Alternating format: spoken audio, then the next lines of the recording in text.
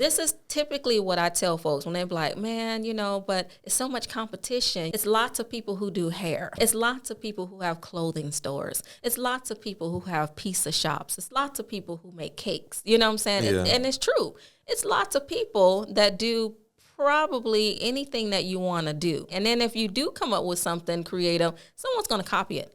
Yeah, that's true. So, you got Uber and Lyft. Yeah. I mean, but that's Burger King and McDonald's. Yeah, that's just the way of the world. Said I will be magnificent, I will be better than I ever been. Yeah, I will amaze me. True to myself, they can't change me.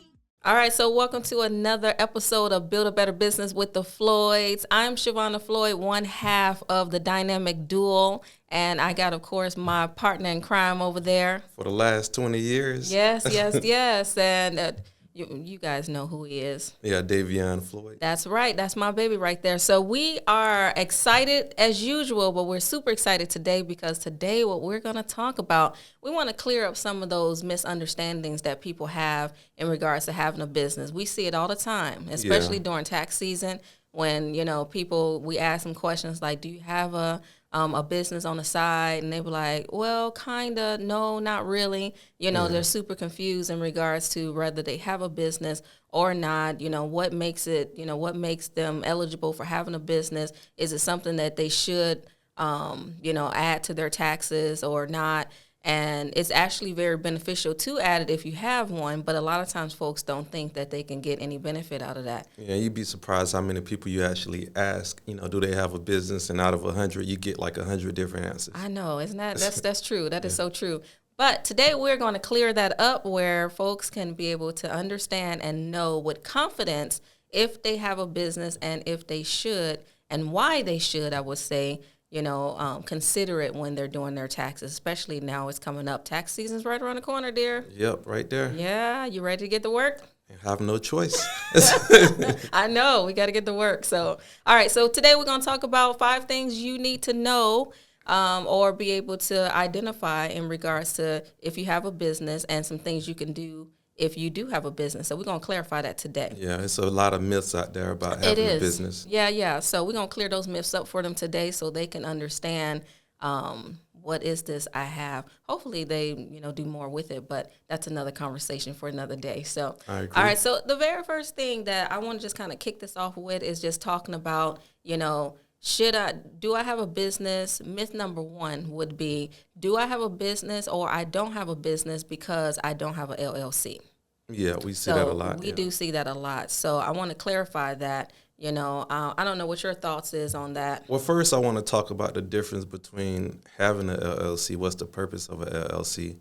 So an LLC is pretty much, it's a limited liability, company. Mm-hmm. So it pretty much protects you in case anybody tries to sue you. Right. If you don't have a LLC, you got a sole proprietor. So a LLC pretty much means if somebody tries to sue you, they can only take what's in your business. That's right. If you don't have your accounts mingled, but that's a whole nother conversation. Right. When you're a sole proprietor, meaning that you don't have a LLC, people can sue you and take whatever they want in your account.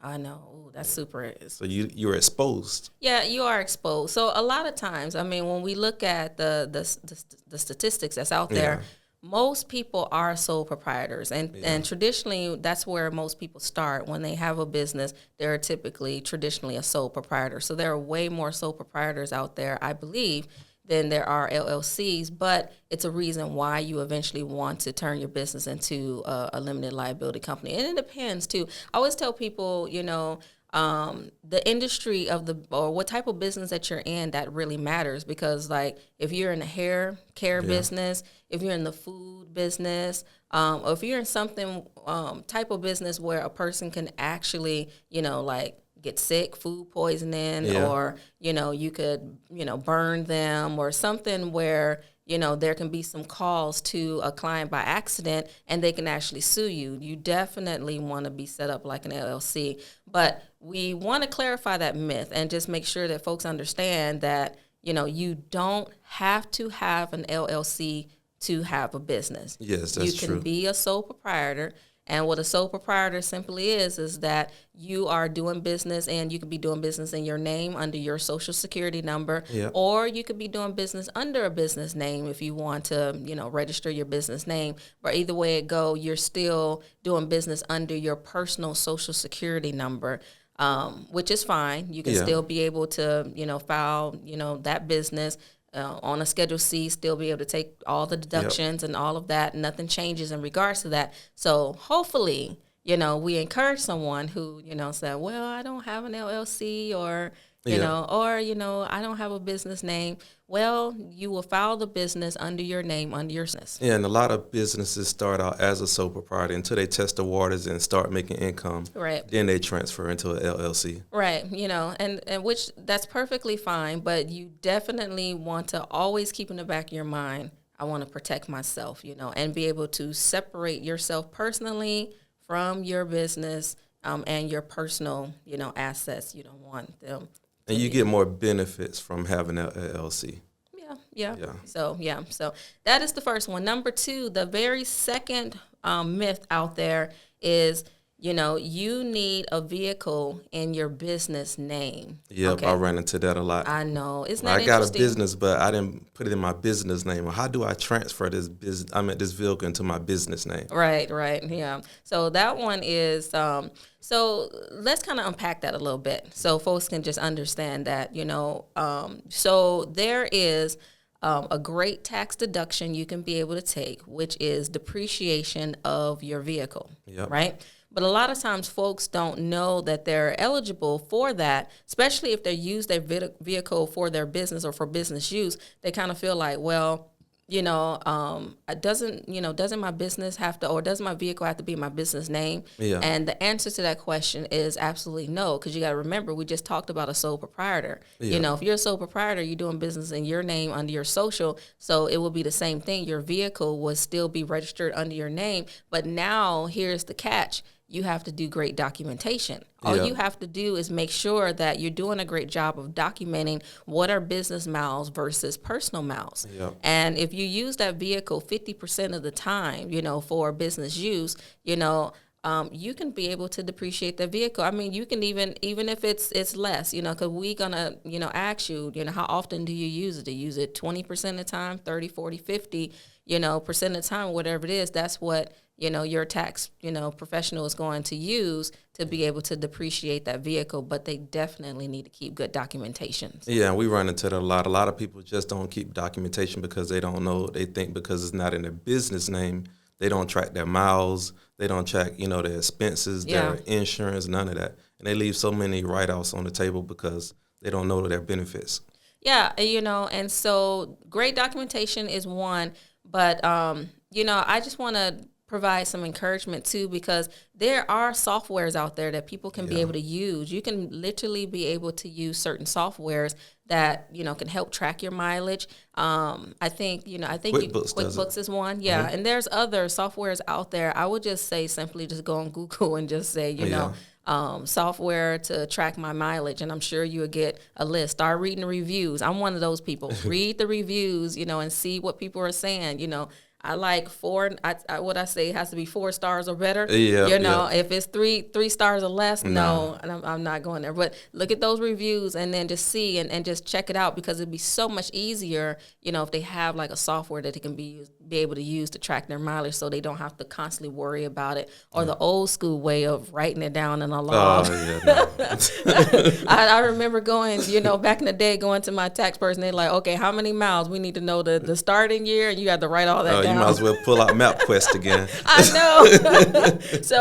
So you could just simply use a software to be able to track your mileage, and that would help you when you're doing your taxes, so you don't have to feel overwhelmed at that time when trying to recall everything. And because I get that a lot, where our clients be like, I don't know, I do use it for business use, but I don't know how many miles. I don't know, like they have no clue. And then now we're trying to help them. Okay, go into your Google Maps. What's the distance between, this point A to point B? How many times you drive there a week? How many times? Write all this down. And it's just a lot of work, and it's taxing. And a lot of times, if you want to be able to write off your mileage or, or deduct that vehicle, Yeah. it becomes a lot, more work. Yes, So, but you can, like we said in the beginning, you can use your vehicle for your business, even if it's not in the business name. absolutely correct. Documentation will be the key for that. All right. So the third is the third myth why people believe, they believe what they need to be able to have a business or start a business is they believe that they need a lot of money. Yeah. It depends on what you're doing. It does. It Yeah. really, truly depends on what you're doing.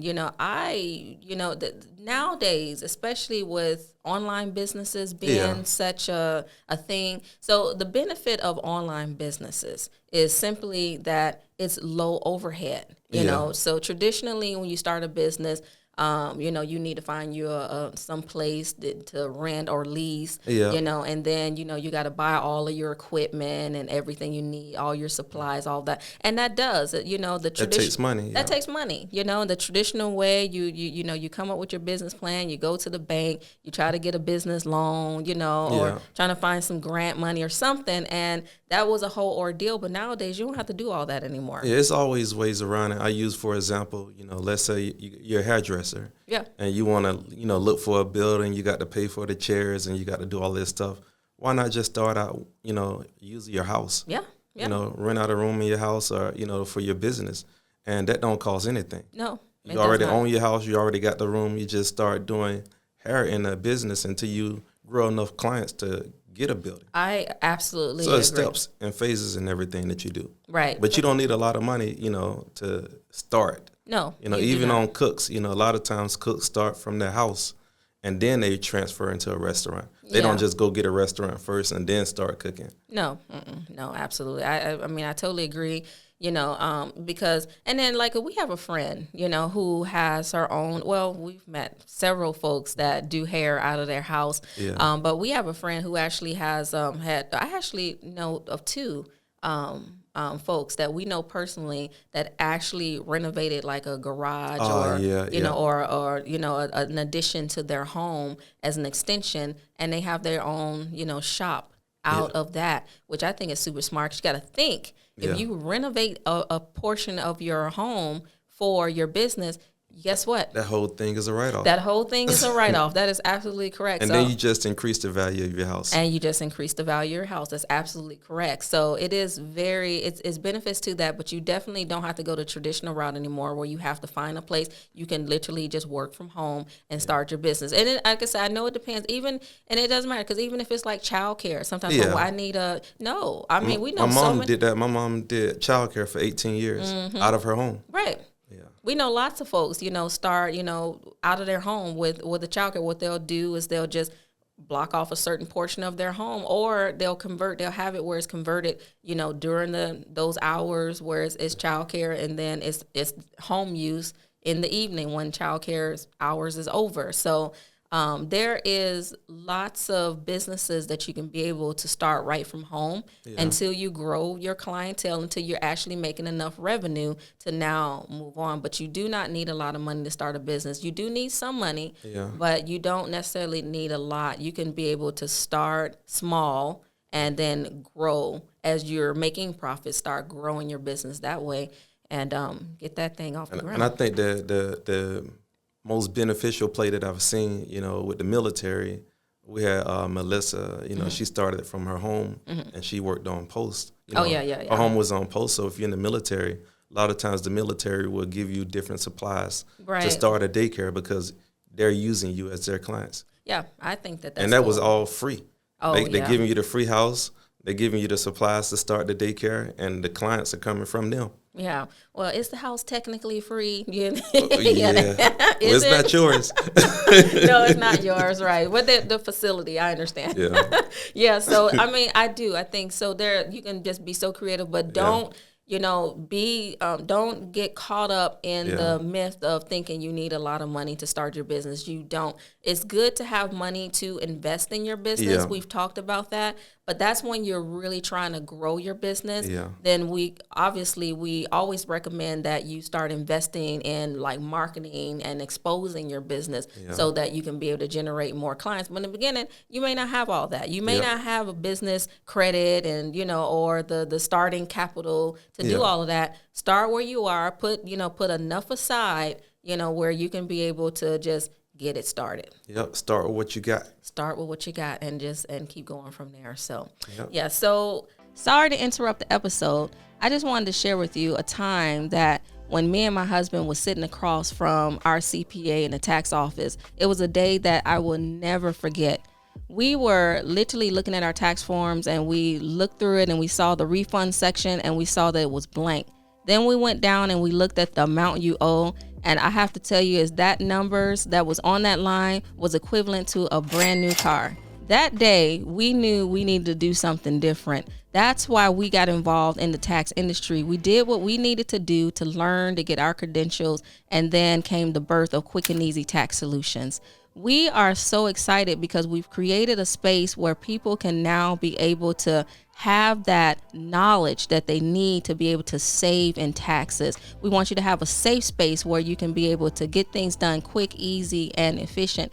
But one thing we learned when we were studying and trying to figure out how can we start lowering our taxes and save money is we learned that businesses is the key, is the essential nugget that you need to be able to take a lot of different tax write-offs and get those deductions. So we want to help you by helping you build a better business. So what I want to bring to your attention is that we're offering a free course called Build a Better Business from A to Z. If you are on the fence about starting a business or you already have a side gig that you kind of doing but you haven't taken it serious, we want to help push you off the ledge and give you the resources and the tools that you need. All you have to do is two things for me. I need you to subscribe to this channel and I need you to drop me a comment, free course.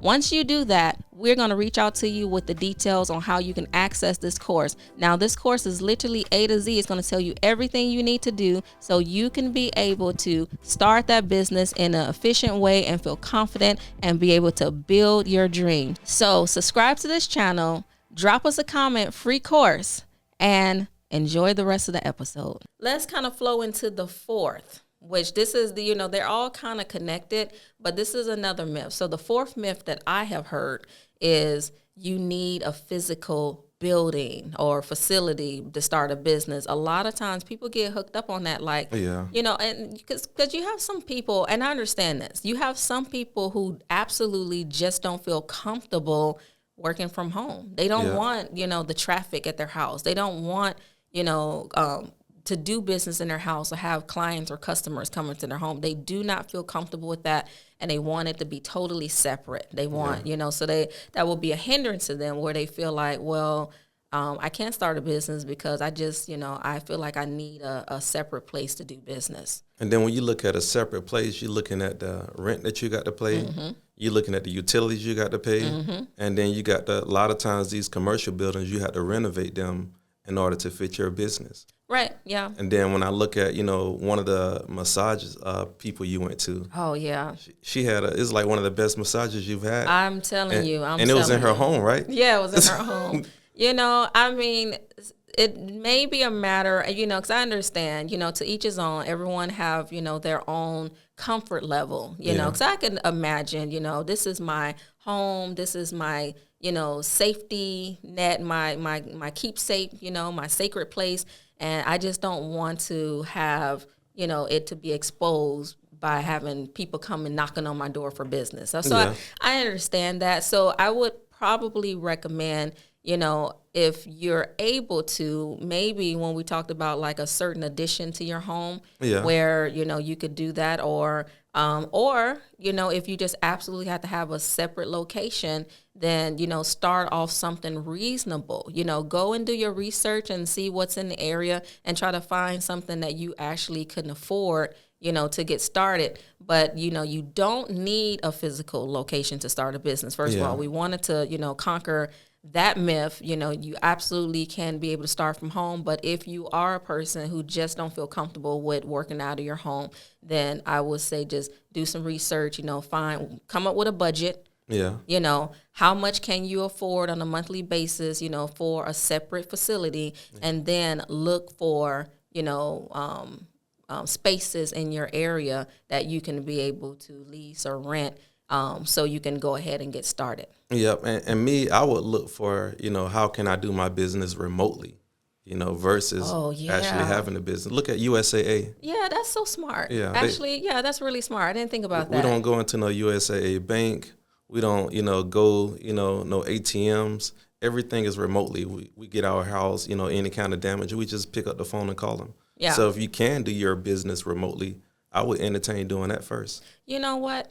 That's actually a really good idea. I didn't think about that. So opposed to, if you're a person that don't feel comfortable with having people come to your house, you can actually maybe have a virtual shop. Yeah. That's actually very clever. I like that. And you know what? And that's actually really the new way. I mean, how did I people not selling think of products and everything. But how did I think? We have a 100% virtual tax business. Yep. 100% virtual, and I didn't even think about that. We got clients in Germany, Korea, Hawaii. Yeah, all over the U.S., and then, some overseas, but they're U.S. citizens, but they may be military, service members that are in different countries. Their family are here, in the great USA. And, but, they may be somewhere else and we can still be able to service them, which is cool. So the benefits, now cracked over something else now. The benefits of having a virtual business, for those who feel like, they need a physical location to have a business, or just may feel uncomfortable with having folks come to their house, having customers come to their homes.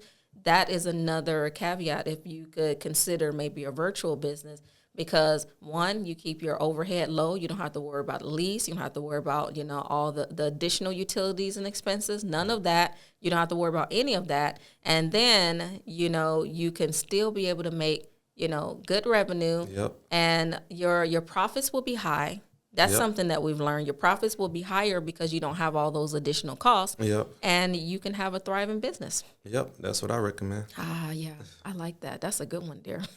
So that's it. So that myth is out the window. You don't need a physical location. Don't worry about that. The fifth, and this one, I definitely want to talk about this one, because this one to me is like a mindset. So the fifth myth, that people, usually would struggle with in regards to, having a business is, well, I want to do this, but it just seems so overcrowded, or it's too many people already doing that. Yeah. So this is typically what I tell folks when they're like, man, but it's so much competition, it's lots of people who do hair, it's lots of people who have clothing stores. It's lots of people who have pizza shops. It's lots of people who make cakes, you know what I'm saying? Yeah. And it's true. It's lots of people that do probably anything that you want to do, right? Yeah. And then if you do come up with something creative, someone's going to copy it.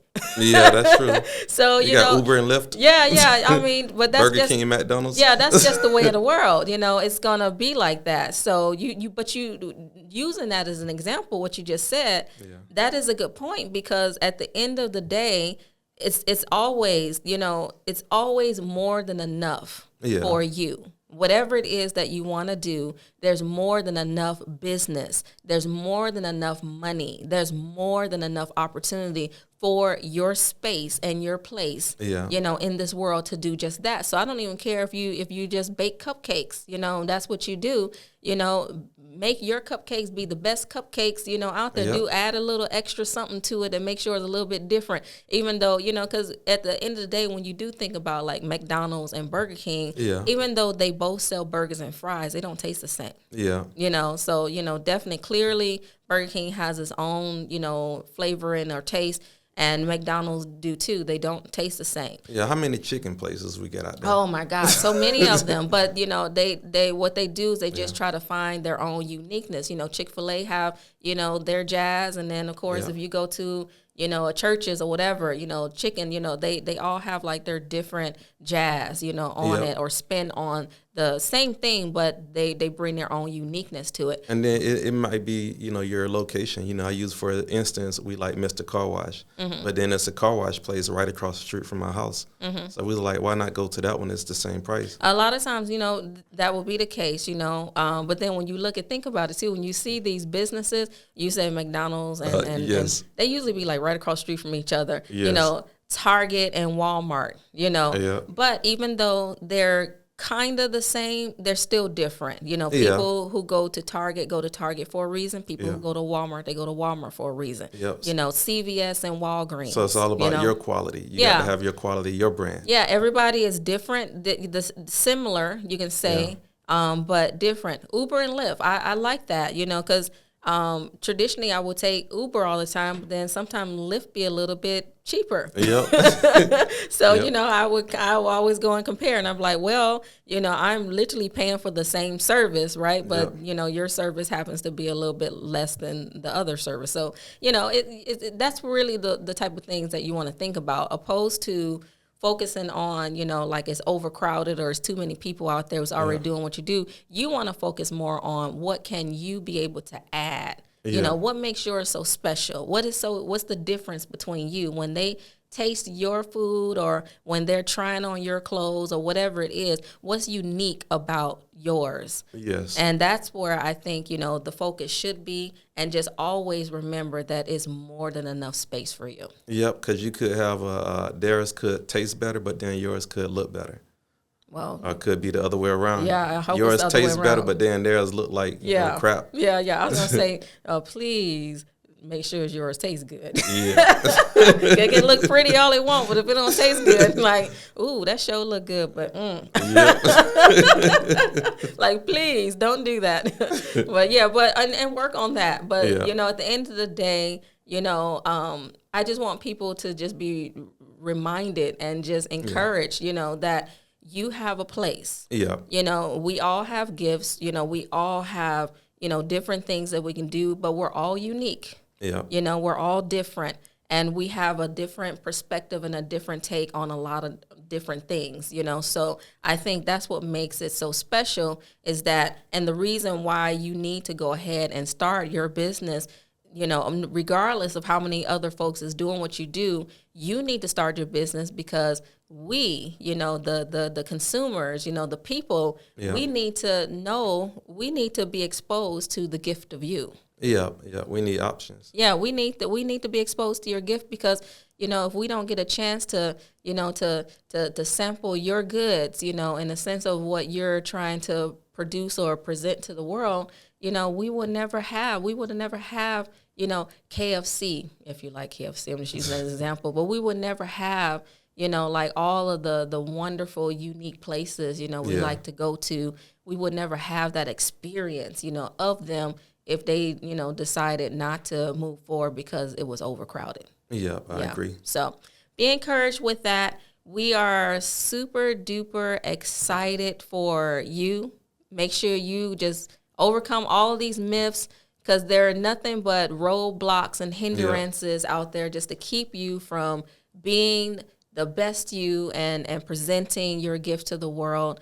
Go ahead and do it. So I'm super excited, babe. And like we always say, listen, learn it, and apply it. Absolutely. So you do that, and then you go a long way. Don't just listen now. Don't be driving in your car just listening, but you also want to take great notes, and you definitely want to apply it and learn it and apply it, what you just said. Yep, I got you. All right. So that is another episode of Build a Better Business with the Floyds. Let's go. Yeah. So until next time, we look forward to bringing you some more great information. Hey, by the way, before we get out of here, we want to make sure that you know that we have a free business course for you. It's called Build a Better Business, and it's absolutely free. I need you to do two things for us. That two things is just pretty simple. Subscribe to this channel. Yep.